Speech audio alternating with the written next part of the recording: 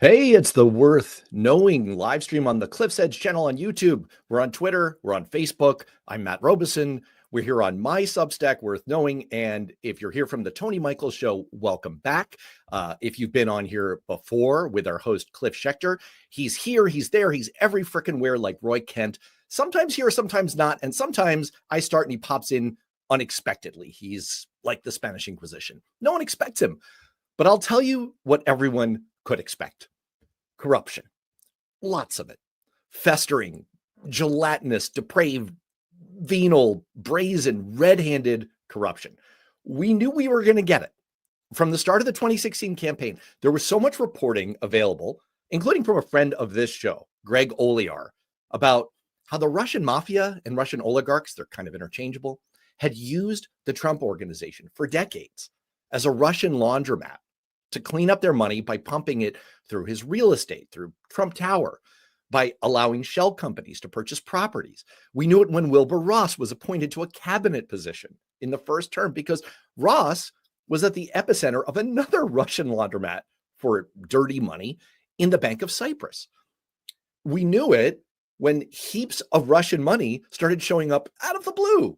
Well, that's kind of a mixed metaphor there, but out of the blue in Republican campaigns, like when Len Blavatnik, a Russian oligarch, funneled $3.5 million into a PAC associated with Mitch McConnell, and another $1.5 million into a PAC associated with Marco Rubio, and another $1.1 million into a PAC associated with Wisconsin Governor Scott Walker.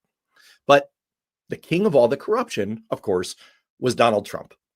He had scammed veterans out of charitable contributions, and he'd scammed students out of an education with his Trump University, and he'd scammed small business contractors out of getting paid for their work, which made him the subject of, true story, you can look this up, 4,000 lawsuits. Seriously, look it up in USA Today. And Donald Trump sued them, not me.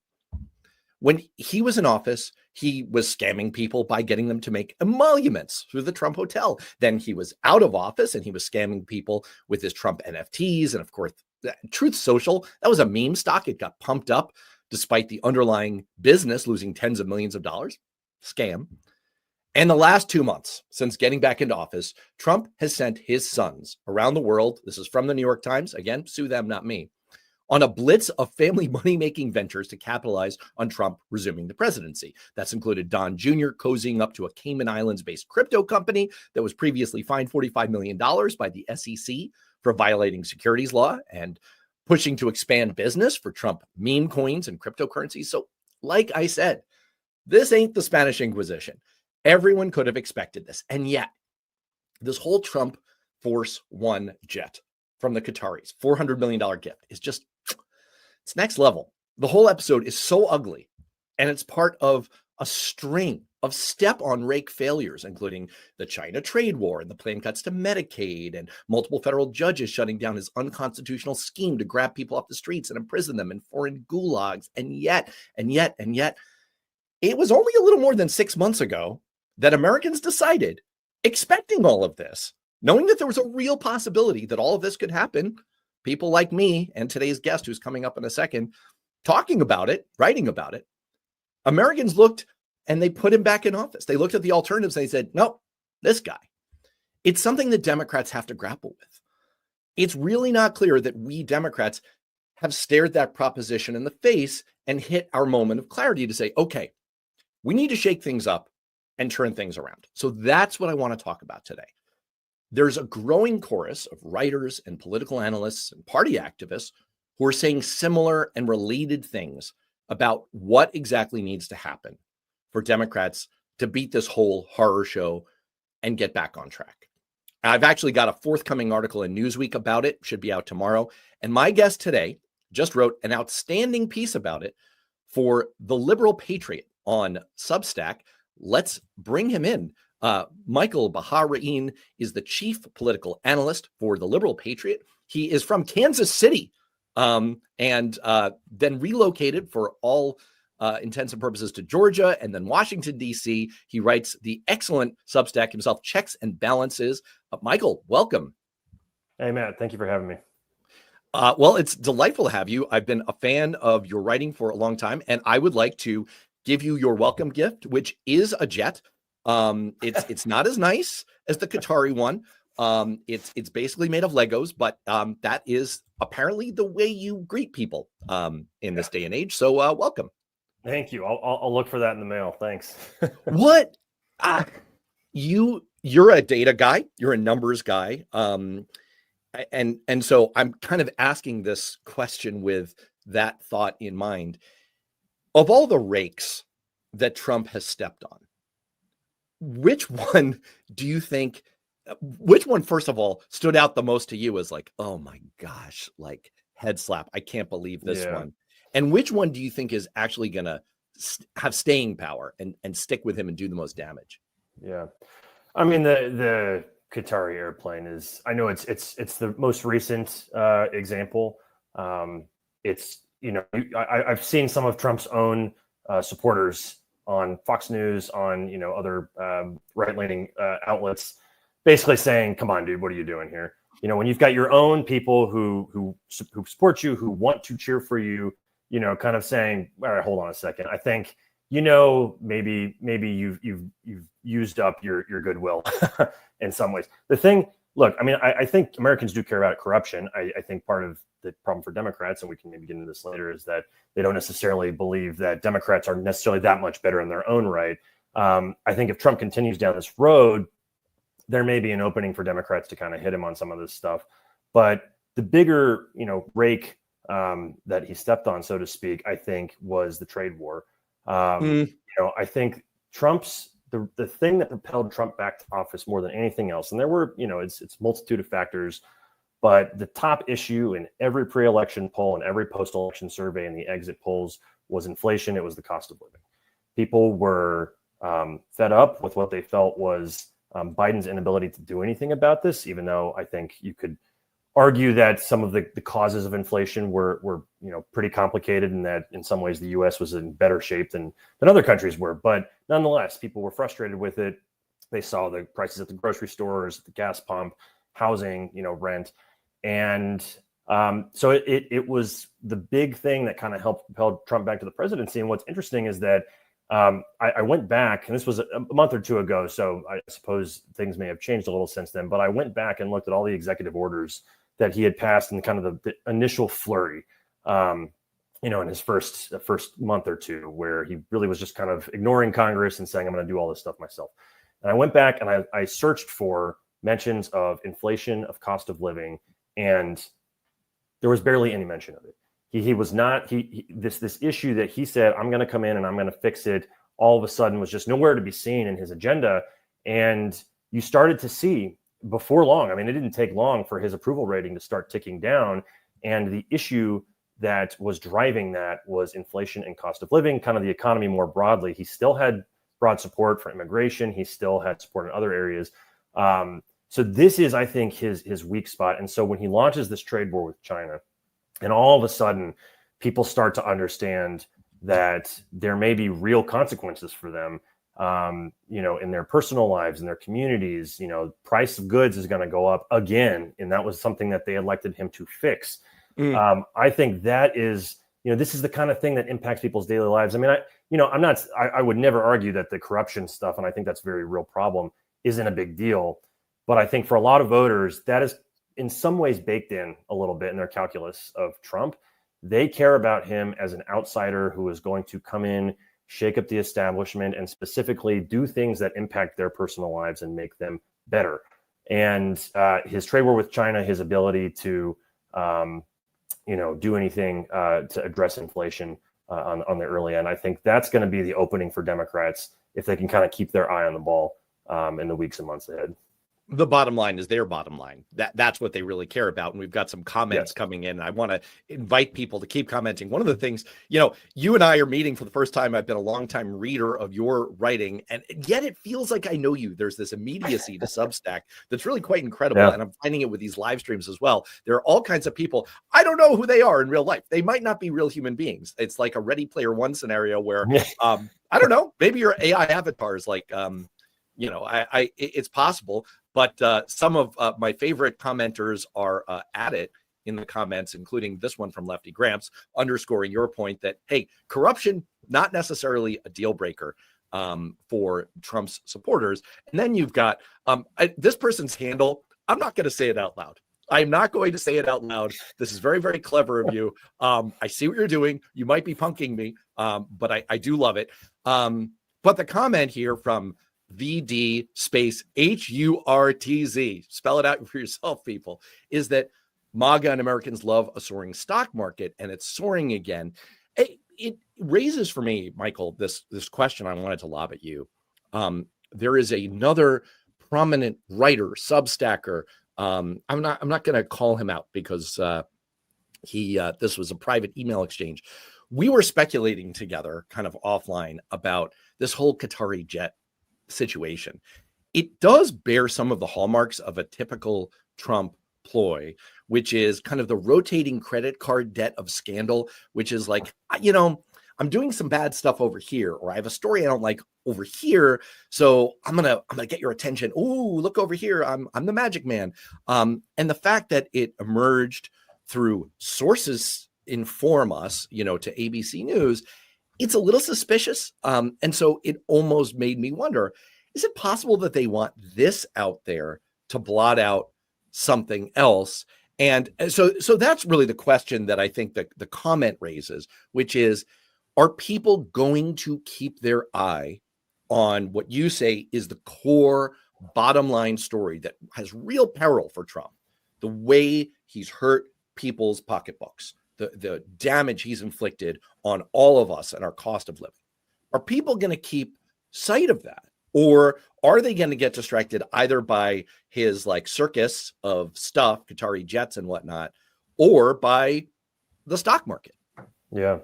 Well, it's a good question. I think, we've had some hints that this is, not even hints, they're not very subtle, some statements that this is part of their MO. This is part of what they do. I think back when, I can't remember if it was around the Abrego Garcia deportation or the young woman in Harvard or Cambridge, somewhere, one of these kind of, can you believe it, immigration related stories that happened. There was just kind of a almost overlooked line in the New York Times from White House press secretary, basically saying we essentially saying we are doing this in part because we don't want people to be dwelling on essentially the stock market crashing or something. So we kind of know that they do this. I think the polling, what I've seen in the latest surveys, I would say I think and maybe it hasn't picked up the Qatari jet issue recently enough, but we've seen that as there has been some promise of kind of a return to normalcy on the trade relations front, specifically with China, you have seen his approval rating just tick back up a little bit over the last couple of weeks. And so I do think that I think Americans might be paying, pretty close attention, at least to the stuff, again, that kind of impacts their day-to-day lives, right?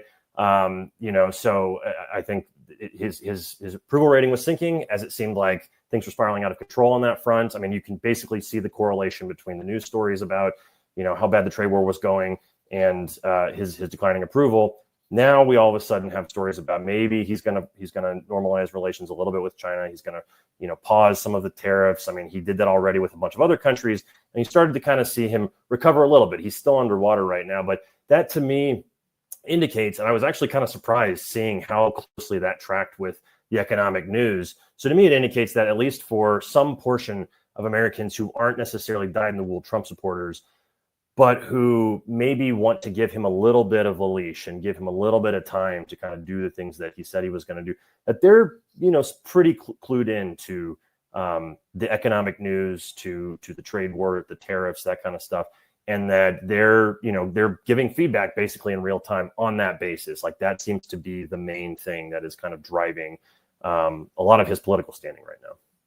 I do want to pick up on that thread, and I'll just say first that I owe an apology to the commenter who I flashed up on the screen, the explanation that his name is Vincent David. So VD Hertz, I apologize. Listen, I used to be the chief of staff for a member of Congress who was preceded in Congress by a man who insisted on going by the name Dick Sweat. Famous congressman from New Hampshire's 2nd Congressional District, held for 2 terms, lost. He's a lovely man. His daughter was an intern in our office, and sometimes, it just works out that way. So there you go.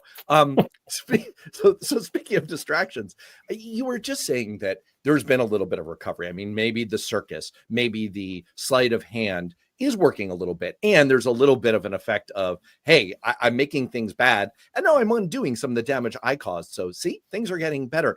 And yet this morning you wrote on the Liberal Patriot that it really may not be enough, that you have a case to be made that, as you say, this is the title, Democrats can't rely on Trump's struggles. Why can't Democrats just rely on Trump's struggles? Yeah. There's a lot of polling, and it's been since before the election, and then it kind of culminated in a really low point earlier this year, showing that Democrats themselves are viewed pretty miserably. I think it was a Quinnipiac poll from January or February that had their approval rating in the low 20% range.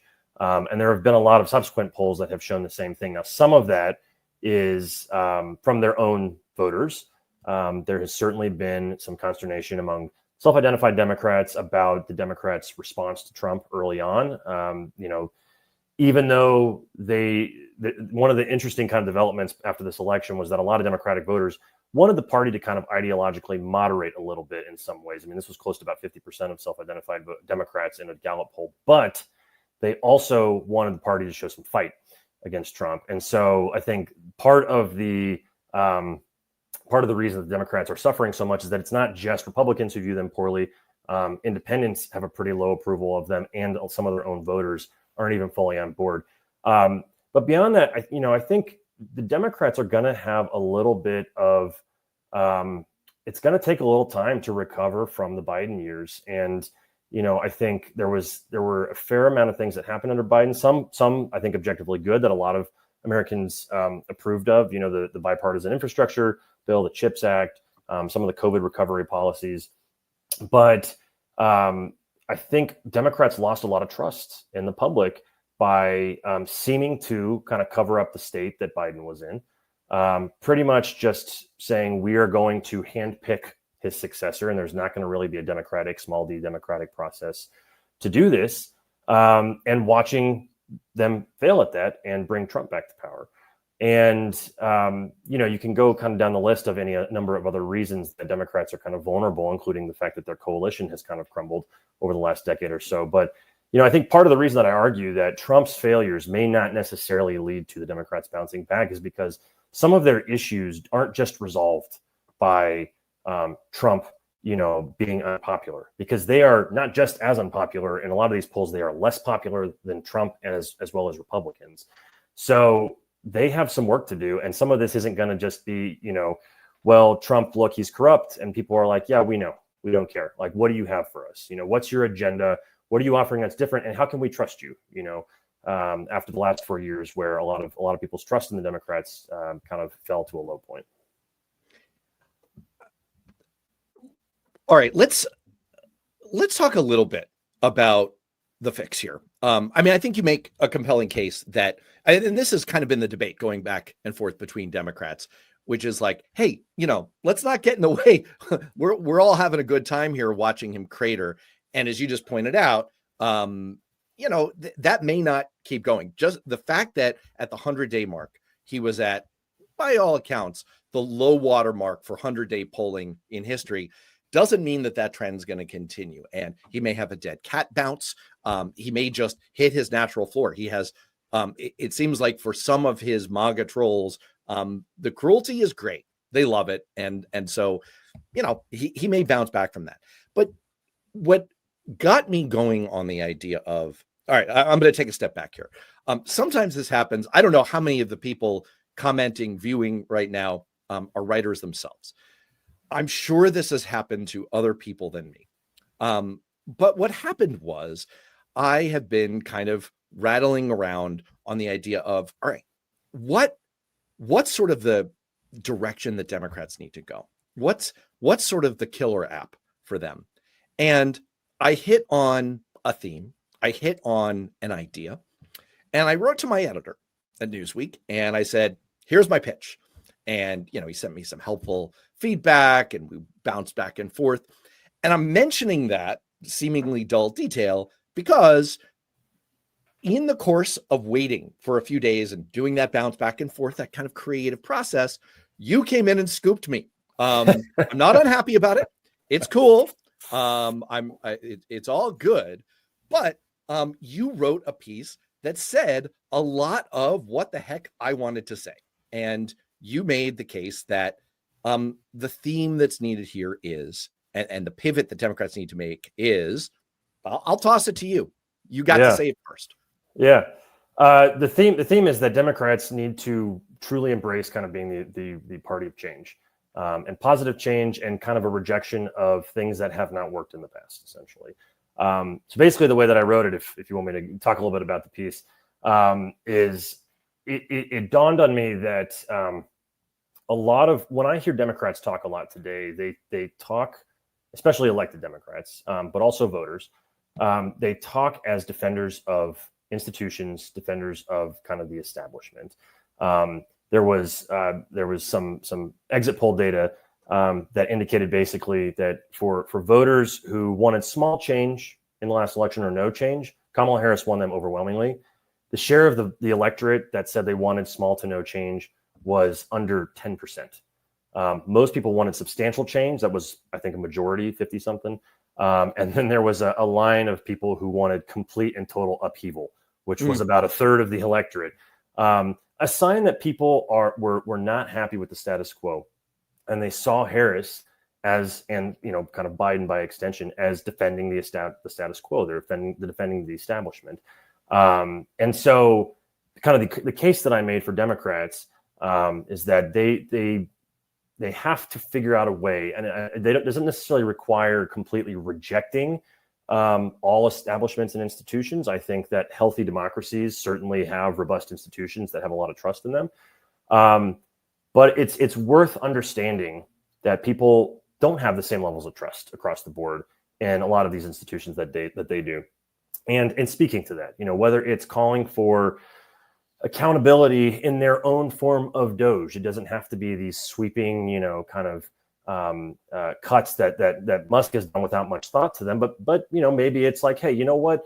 The Defense Department is a little bloated, or even some kind of sacred cows of liberals, Health and Human Services, or the CDC, or the State Department could stand to have some reforms to them, right? Speaking to this thing that exists out there in the country, that people are just tired of Washington, they're tired of the establishment, they're tired of elites. Speaking to it and kind of saying, here's our plan, which we think is better than what Trump and Musk are doing, right? I think that's kind of one piece of this that they can do. But the other piece, and I didn't actually add this to my article, but I've been thinking about the fact that when you looked at the 2024 and I think 2020 RNC conventions in the summer where Trump received the party nomination, it was very conspicuous who was missing from there, which were past party leaders.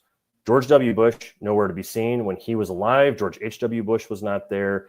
You didn't have John Boehner. You didn't have Mitt Romney, John McCain showing up. And part of the reason, and a lot of people kind of observed this and they thought, well, what the heck? Trump's just kind of, discarding all of these leaders from the party's past. And I don't think his voters minded. I think a lot of them viewed the old vanguard of the Republican Party as people who were from a bygone era, who didn't understand, the needs of people today, who didn't even represent what they wanted today. And then I look over at the Democrats, and since 2024, the Democrats' Twitter account has been, posting stuff about Kamala Harris at the Met Gala, and Joe Biden has been making appearances with the new DNC chair, and kind of coming back around, despite the fact that he left office as one of the lowest approval ratings in the party's history, or in presidential history. And I think for the Democrats, they have to kind of grapple with this. Like I think there's a tendency to want to defend people in your tribe, to defend the status quo, to defend things that you think work for you. But a lot of Americans don't think that. And at this point, frankly, a lot of Democratic voters exhibited in a lot of pre-election polling, at least with Biden, don't really want him in the picture anymore either. And yet he's kind of going around on his tour right now, kind of making a comeback and trying to kind of protect his reputation in his post-presidency time. So, there's a lot of stuff that you can kind of pull at here, but I think this is one of the key things that Democrats have to understand right now, which is that people just, regardless of what they think their elected members think, their staff, the kind of institutions that are around the party, the issue groups and stuff, a lot of people are sick of Washington. They're sick of politics as usual, and they want somebody who is offering a new way. And that so far has come in the form of Trump. We saw a little bit of that in Bernie Sanders on the left in 2016. And even before that, we saw that with Barack Obama in 2008. So there is a desire for change, their desire for something new that's not politics as usual. And whichever candidate at this moment seems to be offering that more so than the other, I think is going to have a little bit of an advantage.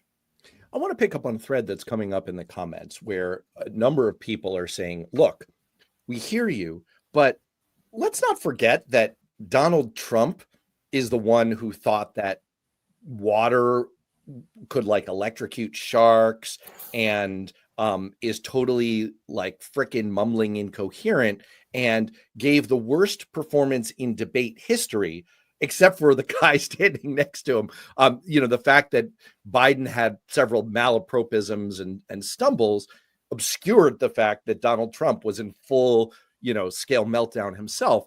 And that is true. That is absolutely true.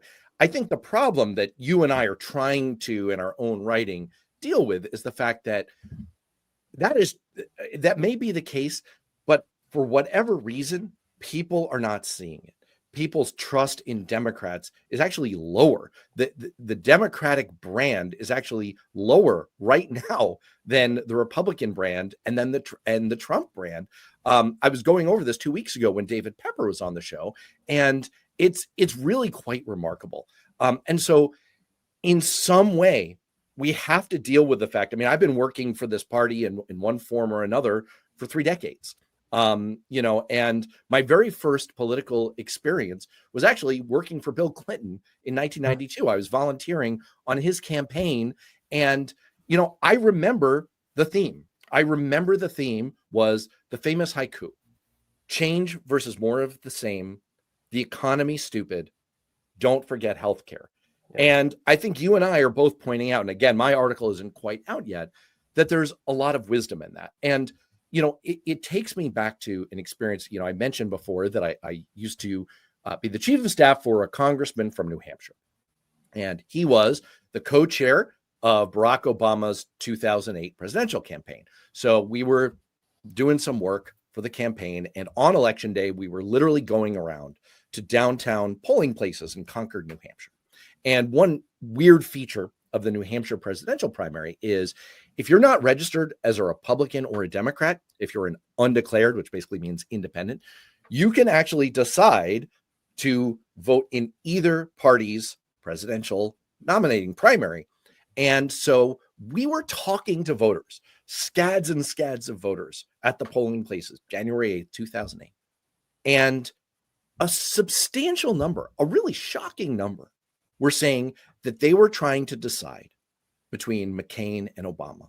And, it's really puzzling in a way, because as Paul was remarking, Obama's to the left of JFK and McCain is to the right of Attila the Hun. These are not ideologically similar people. Yeah. And yet voters were kind of taking away from them, they both are different. They're both running against the system. They both represent change. Now, you put in your article some fairly compelling numbers to show that the reason that Barack Obama became president and not McCain above anything else is that he won the change battle. They saw him as an even bigger change agent than McCain. And so, again, just to bring this back full circle to the comments here, I agree. You and I aren't denigrating Joe Biden. We're just trying to deal with the fact that voters see him as not with it enough to be president, despite all of Trump's insanity. And they see him as representing the status quo. And the position that Democrats have gotten forced into, shoehorned into, as we've had to step up and defend everything that Trump has attacked in his rampage through the government over the last 3 months, is we've been put in the position of defending institutions, defending the status quo. You know what Americans hate? Institutions. They are really down on institutions, including the military, corporations, the government. And I agree with the commenter who said, look, I just want, who was it who said this? I just want the government to do their job well and represent us. Here, Susie Jones. I want government to do what we elected them to do and what we pay them to do. I want the government to take care of the people. Absolutely. And so, it's been tough for Democrats because that's what we care about. We've been put in this position of trying to defend, and yet we have to somehow become the party of change again. That's the argument that I wanted to make and that you beat me to the punch on making, is we need, above everything else, to be the party of change. So here's what hung me up. Here's why you beat me to the punch. My editor's question to me was, gee, Matt, how can Democrats be the party of change when we have to defend so much that Trump has put under attack? What's your answer to that? Yeah. How can they do that? I mean, it's a good question. I think they're going to benefit from the fact that, Trump is now the establishment, and 4 years from now, we are going to be through Trump second term, right? And so a lot of the changes suddenly that we're going to see inevitably over the next 3+ years at this point, are going to create a new reality, a new political landscape. And so in some ways, I'm going to sound like I'm kind of contradicting my article from today, but in some ways, for Democrats, it's sort of like let the Trump second term play out, and voters will start to feel the effects of this. And I think part of why I think Biden won in 2020, despite not really being a quote unquote change candidate, despite voters even then, I mean, you can go back to look at polling in 2020, voters had concerns about his age and his mental acuity even then. But part of the reason he won, I mean, frankly, probably the reason he won, was because we had a once in a century pandemic. And it kind of created a pause in this era of, we want big sweeping change, we want complete and total upheaval, whatever the phrase was in the exit polls. Where people suddenly realize, whoa, wait a second. Okay, we're living in a very unstable period right now. We're feeling insecure, whether it's financially or with our health or whatever. And Trump, maybe we don't need somebody who is, saying that we should inject, bleach or ivermectin or whatever. And maybe we at this point want to listen to what the scientific authorities have. And Biden kind of came along just at that time. He was a seasoned statesman. He was, party elder, and he said, I'm going to return us to normalcy. But what's kind of crazy, and this is what sort of hurt the Democrats, is just how quickly things changed after that.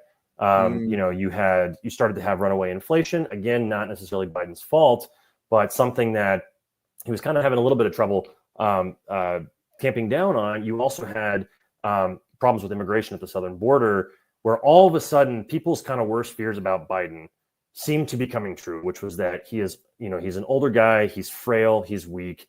And now look what's happening at the border. Look what happened with the withdrawal in Afghanistan. Look at what's happening to the economy. This guy who just said, I'm going to return us to normalcy. This is anything but that. And you started seeing in polling throughout like 2023, 2024, as kind of Biden was really hitting his low point in his approval rating, you were starting to see voters looking back on Trump's first term more fondly. And specifically, they were remembering what the economy was like under Trump's first term. And we can debate, I think that a lot of that was due to the economy that he inherited. Regardless, people felt like they were living in a more kind of stable time in that period. And in the fallout of COVID, you had, cities experiencing more crime. You had cost of living issues. You still had kind of just day-to-day health concerns and stuff like this. And all of a sudden, people were like, well, you know what, our effort to return to normalcy and just kind of go with the status quo, that didn't work. So we're going to go back to the guy who promised he was going to be a wrecking ball. And, where it kind of hurt Kamala Harris was that she was a part of this administration. And even though she was trying desperately to brand herself as the candidate of change, people just did not see that. And so, to your broader question, what do Democrats do from here? I mean, I think, first of all, we kind of talked about this a little bit earlier, speaking to people's concerns about government institutions and not kind of poo-pooing them as like, that's just, fake news, or that's, coming from Fox News, and that's, we don't need to worry about that. I think people have legitimate concerns, and ignoring them isn't going to help. So I think speaking those concerns, saying, look, we want accountability in government too. We're the party that thinks that government can do good for people, but the only way that that's going to happen is if people have trust in it, right? And if the only way they're going to have trust in it is if these institutions are working for people, and they are showing these results and showing that they're improving people's lives. And this is something that Pete Buttigieg does a really good job of. He's kind of been making the rounds recently, and talking on these kind of right of center podcasts, and people are realizing, oh, wait a second, actually the government does do good things, and we don't want to just completely gut it, right? So I think some of this is just kind of dialoguing with the public and saying, look, we get it. You're right. Government's not perfect, and it hasn't delivered in a lot of ways, and we don't want to defend that just reflexively. But gutting it the way that Trump's doing, that's not the answer either. This is actually going to have a really negative impact on your day-to-day life. And so we're going to be the party that does this smartly. We're going to, approach it with a chisel rather than a wrecking ball. I have my own formulation that's close to yours for how to do this, very delicate high wire act. And here's what I'm going to do. I'm going to live test it with you. And right. If you want to, in front of people, if you want to say, Matt, you're wrong, that's cool. I'm with it. All right. Let's do it. So, here's what I wrote. And you know what? Actually, you'd be doing me a service, because the piece is sitting with my editor, and I think he hasn't hit publish yet. So, unless I go running to newsweek.com and it's up, I could still stop the presses. I went back for inspiration on this to that haiku I mentioned, and it starts with change versus more of the same. And the reason that I think Carville started with change versus more of the same is that it was a reminder to Democrats to just boil it down.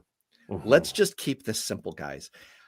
Donald Trump, as many people who have been commenting here or are reminding us, he is an unhinged lunatic. He is not well. But one of the things that he does is he doesn't feel the need to come up with a brilliant Elizabeth Warren-esque 10-point paper on each change proposal he has. He just kind of snarls, shouts it, yeehaw style. I'm not suggesting that we become that. That's not my idea here. But I do think keeping it simple. And yes, Corey Barton, this is live. We are live right now. So I could light my whole career on fire by saying something dumb. I think that keeping this really simple to we are about change, that's the starting point. That's the first thing, is saying, like you just said, saying there are things that need to change. And by the way, it might have to be things in government.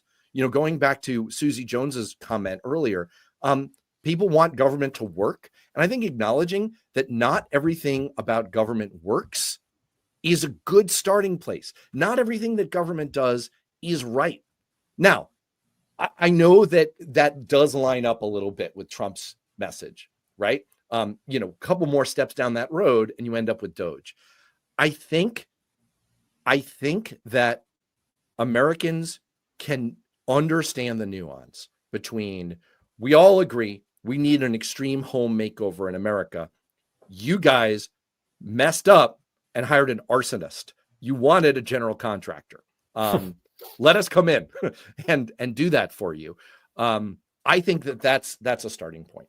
I'll give you my second one, and then I'll pause for breath and let you get in a word edgewise, which is the economy stupid. And it goes back again to a point you were making earlier. I prompted you, for those just joining, what of the many rakes that Donald Trump has stepped on is the one that's going to really leave that mark on his face? Oh, what a great visual image. I love it. Oh, like a nice black eye, like a nice shiner right there. And you said, well, it's the cost of living. It's the inflation. It's the tariff war. It's just the abject stupidity playing with live ammunition with our economy and our livelihoods. And I think there's a lot in that. I also think, though, that we can't simply run on, to your point this morning, we're going to undo what Trump did. Yeah. I think the return to normalcy theme worked. As many people agreed with you in the comments, in 2020 because of the unprecedented pandemic situation. It would not be a theme that would work as a rebranding for the Democratic Party.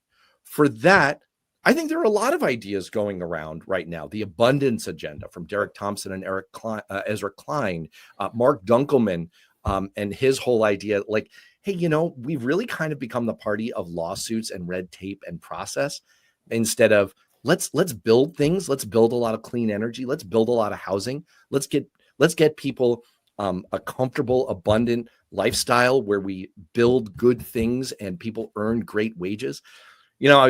While I was in the midst of going back and forth with my editor, my daughter had a basketball tournament, and I was sitting with some other dads. The team was getting lunch, and I was in a food court at a mall. I was looking around, and unlike the image that many of us grew up with, where like mall food court jobs were like Fast Times at Ridgemont High, a bunch of teenagers, that's not these folks who are working there. These are people, these are adults who I think look around and feel stuck on the income ladder. There's not rungs above that in the food court service sector industry. We need to give people a real income ladder. And there was a comment here, and I don't want to misattribute it. It might have been Lefty Gramps saying, progressive policies are popular. We have to, and we have to bear that in mind. And I agree with MJ. Everyone's stuck on the income ladder, 100%. And I think the difference is that Bernie Sanders identified the problem correctly, but a lot of his solution didn't quite resonate either. It wasn't, in a way, it wasn't subversive enough. It was, a lot of Green New Deal, Medicare for all. Those might be smart and worthy policies, but they just don't resonate. The big government route just doesn't resonate with enough voters. And so to me, I think it's much more in the vein of Democrats. We are relentlessly focused on giving you opportunity, giving you upward mobility, giving you a way to rise up that income ladder. And we're going to cut away all the obstacles in your path, whether they come from government or they come from big corporations or they come from oligarchs trying to restrict your rights. I said, wow, I filibustered. I'm ready for the Senate court, Booker. Call me up, man. All right, over to you. Those are my first two. I'll hold on. Yeah. No. There's a lot of good stuff. Yeah, there's a lot of stuff I just said out of my face hole. Well, so I think I would agree on both points. Look, I think, the Democrats in 2020, well, it was a strange time. You were kind of watching the party work through its identity in a lot of ways. And one of the things that certainly was tried in the primary process was we should have thoroughly detailed, basically like theses that we are going to submit to the public for their review. And it ended up, the party ended up getting so bogged down in details of policy that they forgot that they were just having a conversation with the public, right? And this is just as a brief aside here, this is one of the, I think, vulnerabilities politically that the party has right now, that I think it would be wise to reflect on a little bit, is that, as the economy has changed, as we've moved kind of to a post-industrial world with a lot more knowledge economy jobs, the Democrats have become the party of highly educated Americans. At least people who have lots of formal education, right? Specifically grad students, a lot of college degree holders. And, so their candidates are starting to reflect that. Their staff are starting to reflect that. And so I'm sure Elizabeth Warren, for example, truly thought, like, I'm going to show people how, my wits, my intelligence is, I outclass everybody in this field. And it might have spoken to that part of the Democratic base, but in a way that really just for a lot of other Americans was like, kind of their eyes glazed over. Okay, you're too far in the weeds of energy policy or education policy right now. I just want to know like what you're going to do to give me a better job, right? And so I think for Democrats, kind of understanding who their main audience is, right? In a lot of ways, their core voters will be with them. I think most voters will be with them no matter what. They're trying to get the next kind of next layer of voters. Are trying to get swing voters. Are trying to win, states for Senate races that have a disproportionately high share of rural voters, people in these areas that may not have as high of levels of education. And that doesn't mean you need to, talk to them like they're dumb, but you have to realize that what might work for, your audience of people who live, in big metro areas, work in the knowledge economy, have lots of degrees, that's not going to play everywhere else. Right? So I think to your first point about keeping things simple, right? Obama was so good at this, and Obama himself was highly educated. He was a professor, but he could talk to you. He could talk to almost anybody. He could walk into a bar, and he was, a generational political talent in this way, but he could walk into a bar or a diner or something and just ask somebody about their farm, ask somebody about their family, what they do for a living. And even though he was from one world, it felt like you just kind of knew him, right? So I think being able to kind of form a message that isn't super, multiple levels deep, that's just kind of like, here's what we stand for. You don't have to have a college degree to understand this, right? I think that's number one. And then your second part about, the economy and kind of progressive economics. I think something that would be interesting to see if any of the Democratic potential nominees for 2028 pick up is a theme of economic patriotism. So the U.S., and obviously I think I'm a little biased. This comes from, my work with a group called the Liberal Patriot. We think patriotism is generally a good thing, not blind patriotism, but love of country is a good thing. And I think a way that you might be able to bring some of that frame into questions about the economy and about people's day-to-day lives is, look, we want the United States to be a place where people invest. We want it to be a place where everybody has skin in the game. Everybody feels like they have a piece of the pie. And we're not going to give a hand up, but we do want to give a hand up. We want to be a party that helps people be upwardly mobile. And so some of that might be, hey, we need to have a robust safety net to make sure people don't fall through the cracks so that they can, have a bare minimum, their bare minimum needs met, and they can kind of work from there. Some of it, though, to your point, might be reflecting on kind of what I don't want to say is necessarily reflexive, but I think in some ways reflexive defense of the regulatory system and that kind of thing, right? I think the abundance agenda is interesting in this regard. It takes a look at a lot of heavily Democratic controlled states like California and New York and these places where it's really hard to build. I think it's become almost a running joke how the high-speed rail in California that they tried, 10 years ago to run from San Francisco to LA. And now they said, maybe we can run it from, two cities in the middle of nowhere that nobody's going to take. And it's going to cost $100 billion because there's so many hoops to run through. Right. And so if you're the Democrats, I think saying, look, we want this to be a place where we build, I think kind of almost tapping back into the FDR era energy of we want to build, we want to get people to work, we want to get people to work in jobs that they feel proud of, right? And some of that may require us to, not kind of embrace our old ways of doing things, not to embrace the government being involved in every step of the way, because this is just a good thing for Americans. It helps people be upwardly mobile. It helps people buy homes. It's really hard to buy homes in a lot of places right now. And part of that is because there is a lack of inventory because it's hard to build in certain places. And so saying, look, we think it's important to have an abundance of homes. This is good because this gets people into that middle class lifestyle where they can live, own their home, build equity, right? And these are the kinds of things that over time will also help hopefully kind of tip the playing field a little bit more toward a balance, right? And where people who feel like they've been locked out of a lot of middle class living can kind of see themselves, oh, I have a path to the middle class now, right? And it doesn't have to necessarily be. I mean, I put right in this piece, and I think I suggested a moment ago, I think it behooves Democrats here. Boy, there's a $20 word. Yeah, I don't sound like an elite. Don't worry about me. It behooves me. It behooves us to, we got to throw some arrows at our own sacred cows here, to mix metaphors for a second. I think that buys us credibility. I think it bought Bill Clinton credibility when he said the era of big government is over. Yep. Being willing to call out things that, are usually associated with your own side is a good thing. It doesn't mean you need to go full MAGA either. And I want to bring in, to your point, the third part of the haiku, which was don't forget healthcare. because that's a really important part of this. We're right in the midst of Republicans trying to decide how much to hack away at Medicaid. Huge, huge issue. And one of the things I say in the piece is that, it's both sides of the coin for people.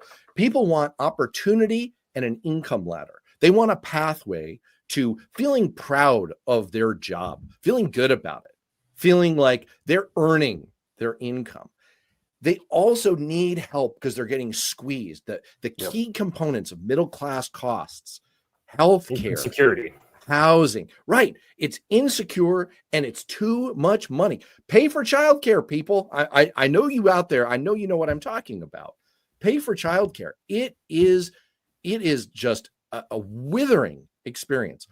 Let me give you a message here that I've kind of culled from a good communicator, and that kind of ties this together, right? This is, I'm quoting here. For the better part of 50 years, working wages have been flat in real terms. Working people cannot afford to get married when they want to, have the number of children they want to, or raise those children as they would like. These days, they can barely afford to put a roof over their kids' heads, to say nothing of healthcare. Congress should be doing everything possible to aid working families to make their healthcare better, more affordable. We should cap prescription drug costs. We should give every family in America with children a hefty tax cut. What we should not do is eliminate their healthcare. Both Democrats and Republicans share the blame for the state of affairs, which is one big reason Trump got elected. He promised to shake up the status quo. You know who said that? And I'm sorry, I'm going to say goodbye to everyone because the lightning is about to strike me. This is the end. I'm signing off forever and ever. Josh Hawley wrote that. Senator Josh Hawley, that guy. Yeah, Mr. Stands was that with today? a fist to the Jan 6 protesters. He wrote that in the New York Times, an impassioned defense of Medicaid. Look, he is horrible. He is terrible, okay? I'm not like, but it goes to the point that he has put his finger, he says it outright. He says the quiet part out loud right in this New York Times piece. It's worth your time. It's worth your time. He says, we need to be a populist party, Republicans. We're not going to do that, taking away this critical safety net for people that so many working people, working Americans rely on. And so I think I'm quoting this. I'm quoting the devil himself because there's some message alchemy in there that I think is worth Democrats paying attention to. He did do a pretty good job tying together in that piece the idea of people want to work, they want opportunity, they want the income side to be full of opportunity, and they also need help on the cost side. They need the insecurity and stress that healthcare costs create taken off the table for them. And whoever can do that, whoever can be the party of, this ain't working. The system ain't working. And we've got to fix it. We've got to blow things up if necessary in order to make life affordable and to make it so that you, to quote Bill again, you work, you play by the rules, you're going to get ahead in America. Yeah. That's I think the compass point for Democrats. And once again, I apologize for quoting Josh Hawley. Temporary insanity. Sorry. Okay. No, I mean, I think it's a great point. Look, people know the saying, right? If you don't have your health, you don't have anything. And I think, maybe one way to think about this, if you're the Democrats, in terms of how do you kind of capitalize on your advantage on this issue, because it is true. I mean, it is interesting. Right after the election, or maybe a couple months after the election, the firm Blue Rose Research put out a bunch of post-election data, survey data, and one of them was gauging which issues each party had an advantage on. The Democrats' advantage on most issues had slipped, but one place that they still were just slightly, even though they had slipped a little bit there as well, but just slightly had an advantage, was on healthcare and on Medicaid and Medicare. And this kind of follows a long history of the Democrats being the party that people trust more on this issue. And I think this is, even though it seems like the big issue in everybody in the surveys right now that the people care most about is cost of living. And I think these two are related. And healthcare doesn't always necessarily pop as the top thing for people. I think you're right that it feeds into this question of feelings of security. And, I think that this is maybe another kind of theme that maybe one or both of us could explore in future piece, is that, when you don't feel secure in your own life, in your family, in your community, you are a lot more likely to look to people who offer that security.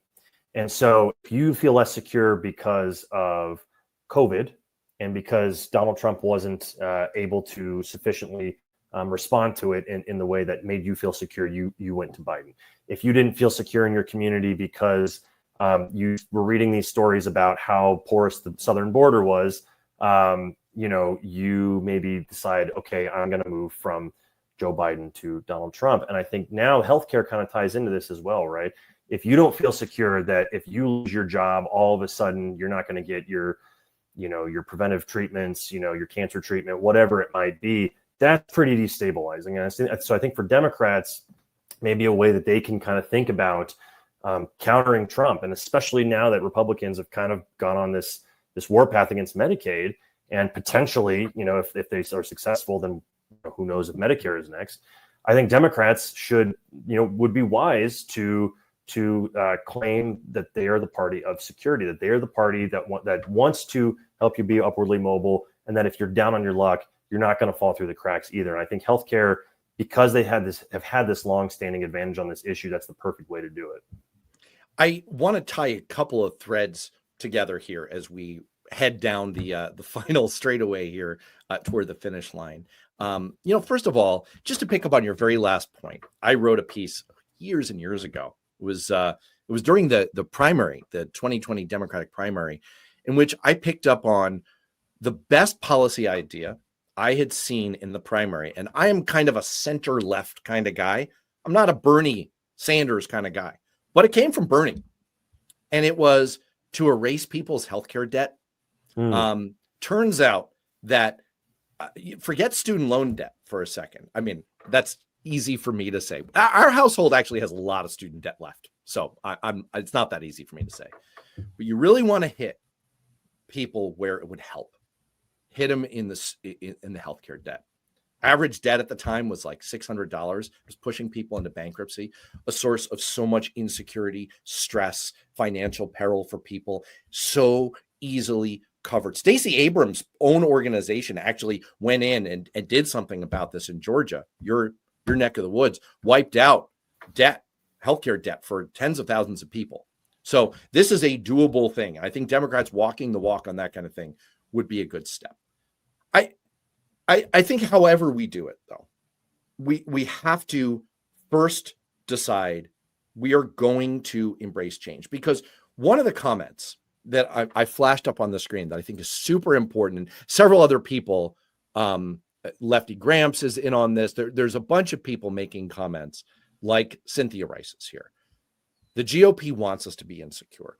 This takes me back to something that Congressman Jamie Raskin said on my show, on this show on Beyond Politics. We also go out on the Beyond Politics podcast. I forgot to say that about a year ago, that insecurity, the sense that things are out of control, that's part of the authoritarian project.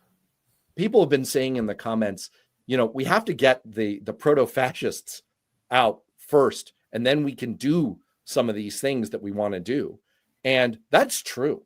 I agree with that.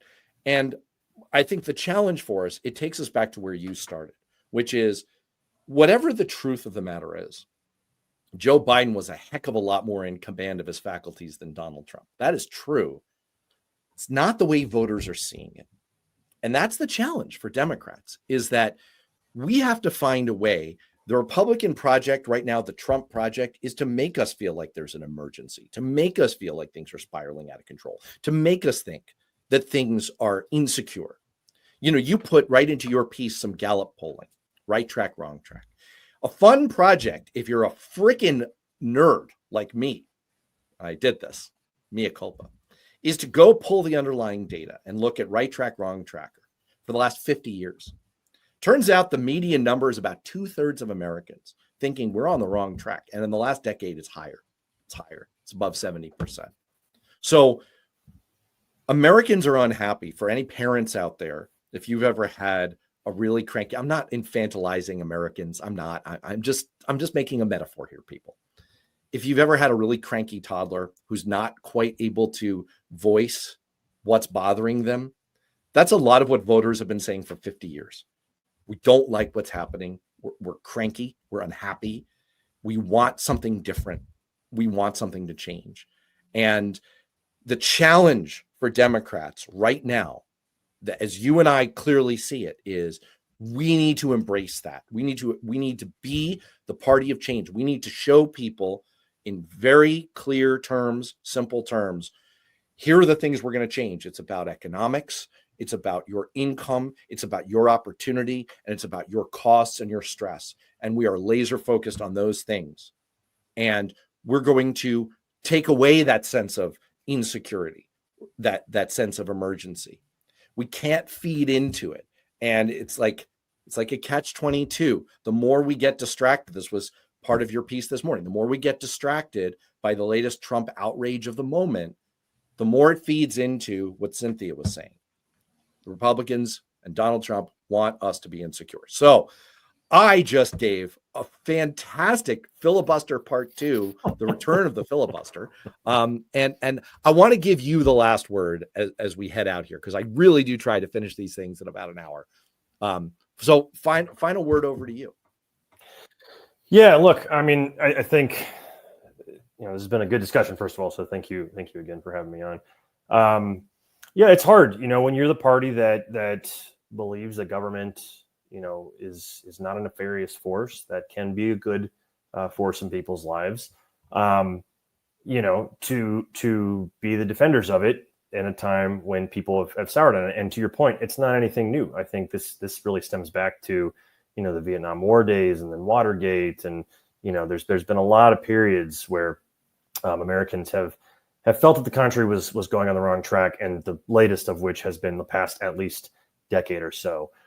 So, I wish there were easy answers. And I think for the Democrats, part of this is a realization that you're not going to reform people's attitudes overnight, but you got to start somewhere.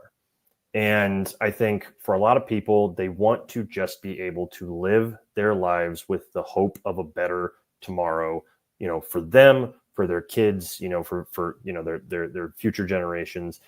And, right now, they just don't feel it. And I think a lot of people have diagnosed this. You've got Bernie, you've got Trump, you have had Obama before all that. You have a lot of people who are starting to get wise to this. Even Josh Hawley is starting to recognize that maybe the old sort of free market winners and losers, social Darwinism ways of, let's say, the Paul Ryan GOP, that's not the way forward for them. We'll see if where their party goes from here on that. But if you're the Democrats, I think it's going to start taking an honest accounting of where government has gone wrong, and a clear vision for people of how your party will fix things. And frankly, one way I think that they can start this, it doesn't even have to be at the presidential level. It can start in cities and states. I think a lot of people think that Democrats and that government more broadly don't work. It's broken. Is they look at places like California, they look at places like New York, where they're very expensive. People are leaving. Their population is declining. And they're saying, you guys can't even govern in your own backyards. Why should we entrust you with this power? And then, think that the government is going to be able to work and make my life better. And I think it's a lot easier to handle things in your backyard than it is at the federal level with the massive bureaucracy that the United States has. And so I think one way to kind of regain that trust is to show people, to model for people, hey, this works. Look at what we're doing in San Francisco. Look at what we're doing in New York City. Look at what we're doing in the Twin Cities, right? We are governing these places in ways that are raising standards of living, keeping people from feeling like they're falling through the cracks, and making them hopeful about, government being able to work for them again.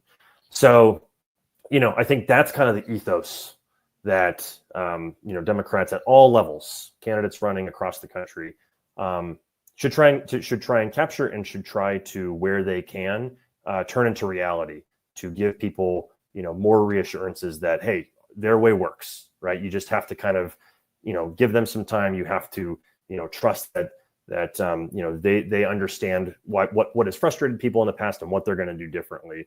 And I don't think that Democrats are locked out of power forever. I mean, we're in a very close two-party system, and I think they will have as good a chance as the Republicans in 2028, but they have some work to do before then. Michael Baharaeen, first of all, thank you very much for being on. People should check out, and it's up on the screen, Checks and Balances and the Liberal Patriot, which is where I first came across your writing. There's a lot of great stuff on there, and it is the kind of thing that kind of goes after some of these sacred cows in the Democratic Party, and not afraid to ask some questions about what is it going to take to beat these guys. Super duper important to do. And I really want to thank all of the people who have been on and commenting. I'm putting my stuff up on the screen right now. Best place to find my work, including in Newsweek, the Beyond Politics podcast, and the work of many of the colleagues that I've brought in here, and I refeature some of Cliff's work, etc., is on the Worth Knowing Substack. I also want to say, just on a kind of a technical note, I really appreciate the fact that the viewership has been rising throughout the hour. I know that I am the source of some technical problems for the Substack portion of this. I keep wondering, like, where are all the Substack people? There is a problem going on. I've reached out to the Substack people because the live stream seems to be tricky there. So anyway, this will all end up on that feed, and we will get it fixed hopefully by next time. But thank you for all of you joining through Cliff's Edge, and we will wrap it up there. So I will see you next week. We've got some outstanding guests coming on. We may get another Spanish Inquisition. Cliff flits in and out, pops up. You don't know. He emerges from the bookshelf in the next couple of weeks. Looking forward to that as well. So thanks to Michael. Thanks to everyone for being on and hanging out with us. And we will see you next week.